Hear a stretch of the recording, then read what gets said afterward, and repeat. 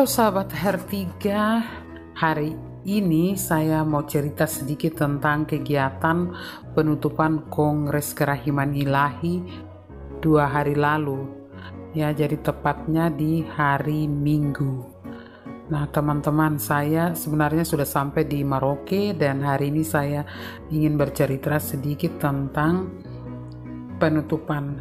Ada beberapa hal yang saya rasa penting untuk kita semua tahu apa yang harus kita laksanakan untuk 3 tahun ke depan, temanya apa, dan teman-teman saya ajak untuk melihat inti pesan dari hasil Kongres Kerahiman Ilahi yang keempat itu apa saja. Teman-teman bisa dengar, saya kira kutipan atau catatan penting yang Bapak Stefan Lex kasih tahu itu juga menjadi catatan untuk kita semua, para devosan dan terutama untuk para romo di seluruh Indonesia. Mari kita dengar apa saja yang disampaikan Bapak Stefan Lex.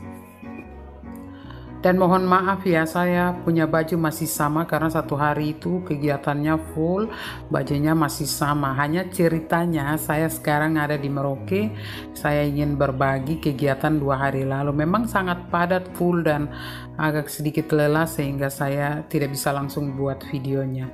Ini videonya, silahkan simak.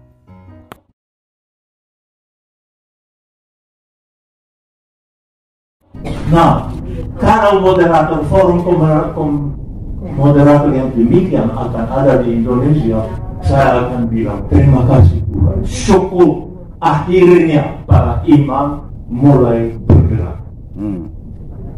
Ya, soalnya saya membayangkan siapa yang mempopulerkan devosi kepada hati kudus itu. Saya bukan sejarawan, jadi saya nggak tahu persis, tapi saya dapat kesan dari kecil sampai tua ini bahwa yang mempopulerkan Margareta Maria Alacoque dengan devosi kepada hati kudus yang begitu penting, terutama Jumat pertama, adalah Ordo SY. Kalau saya salah, mohon saya dikoreksi. Saya tahu bahwa mereka itu luar biasa berkarya. Nah, kalau mau jadikan forum moderator, lakukanlah ini. Tunjukkanlah kepada Indonesia, hai para imam, bahwa ini devosi untuk era kerahiman ilahi. Nah, yang ketiga, tadi sudah mulai dibahas oleh pastor moderator yang ada di belakang meja, tema untuk Kongres Nasional yang berikutnya. Betul, Pak? Nah, tapi ini sepertinya berlalu begitu cepat sehingga tidak ada yang memperhatikan. Namun, dalam seruan-seruan beberapa pastor yang berbicara, muncul terus kata spiritualitas kerahiman ilahi. Ya, itu gaya saya tidak suka kata spiritualitas. Kenapa? Karena dalam buku harian Faustina ditulis kehidupan rohani. Iya, itu sudah, itu yang harus jadi pola. Bukan sesuatu milik spiritualitas itu, melainkan milik Allah yang menanamkan suatu kehidupan dalam jiwa kita.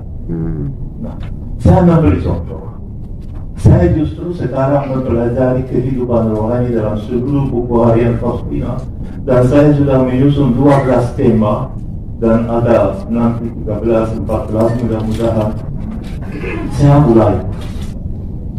Yang pertama, ciri khas adalah jadilah anak, jadilah anak kecil, jadilah murid, jadilah rendah hati. Kalau perlu, sembunyikanlah dirimu.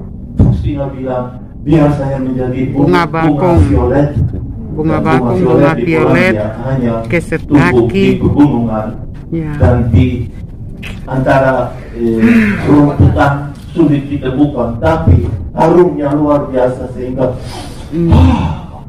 ada bunga yang begitu. Nah, jadilah yang begitu. Inilah hidup rohani, bukan spiritualitas kerahiman ilahi, tapi hidup rohani yang Allah sampaikan kepada Faustina dan Faustina menanggapinya. Jadi saya melihatnya dari sudut sabda Tuhan dalam Faustina dan dari tulisan Faustina mengenai tema itu. Contoh yang kedua, renungkanlah sengsaramu. Mau rendah hati, renungkan hati. Jadi tidak ada sistem-sistem Ignatius, Franciscus Salesius atau apa, tidak. Berbanglah seperti Tuhan membantu sajamu. Saya tidak mau menyebut semua tema, tapi saya sudah sampai kepada tema bagaimana menghadapi ajaran. Ya. Dan ini suatu buku yang bisa membantu luar biasa mempersiapkan diri untuk menghadapi berangkat dari buku. Nah, sebelumnya ada banyak tema, banyak sekali seperti ini. Total gantungkanlah diri dari kehendak Tuhan. Ini umum. Ini bukan hanya kerahiman ilahi punya. Jadi kalau orang berbicara mengenai spiritualitas kerahiman, spiritualitas terlalu teologi, terlalu menyempitkan masalah. Yang perlu adalah hidup rohani, dan ini saya usulkan sebagai tema berikutnya. Terima kasih, maaf. Nah teman-teman, itu pesan dari Bapak Stefan Lex buat kita semua, terutama para pastor di seluruh Indonesia. Dan saya rasa kalau sebut spiritualitas Santa Faustina itu banyak mama-mama di pedalaman, orang-orang awam seperti saya itu mungkin tidak akan begitu jelas menangkap spiritualitas. Tapi kalau bicara hidup rohani Suster Faustina, Santa Faustina, itu pasti sedikit paham. Itu saja buat teman-teman, dan satu informasi penting buat kamu semua para devosan kerahiman ilahi di seluruh Indonesia, bahwa Kongres Nasional Kerahiman Ilahi yang kelima akan diadakan di Kota Merauke, di Keuskupan Agung Merauke. Jadi Keuskupan Agung Merauke akan jadi tuan rumah Kongnas kelima. Ayo datang ya, jangan lupa. Merauke siap terima semua devosan. Bye-bye.